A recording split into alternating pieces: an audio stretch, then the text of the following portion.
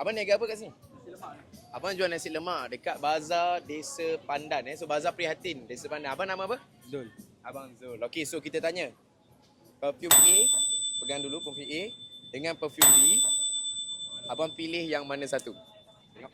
A dengan B. Abang pilih mana satu bang? Dua-dua wangi ya. Dua-dua wangi. Dua-dua sedap. Dua-dua sedap. Tapi Tapi abang dia- suka yang paling mana? ni. Yang kedua, yang B. Okey, yang B. Sebab mana abang suka yang B bang? Bau dia sedap lah. Bau dia sedap. Ha. So dia lagi lembut ke apa ke mana Dia satu? lembut, dia Lagi lembut. lembut. So dia pilih B sebab lagi lembut. So abang rasa yang macam B ni sesuai pakai waktu bila bang? Keluar pun boleh. Keluar. Okey, keluar. So sebenarnya kita buat social eksperimen dah functions buat kat bazar ni. Dua perfume ni memang recommended untuk pakai time bazar. Sebab bila dia bau fresh, abang kena dengan asap apa semua kan. Macam citrus sikit apa? Ya betul, citrus betul. So tak apa. Kita bagi abang free bar tester. Abang nama siapa tadi bang? Zul. Zul. So terima kasih abang Zul kita. Berapa lama Kita bagi. kan? Kalau apa Yang ni so far kita dapat lebih kurang 7 hours and above lah. 7 jam dan ke atas. Okey. Boleh try.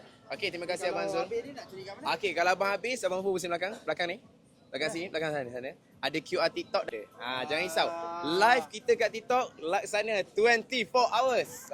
So abang check dekat TikTok kita bang. Terima kasih abang Zul. Terima kasih.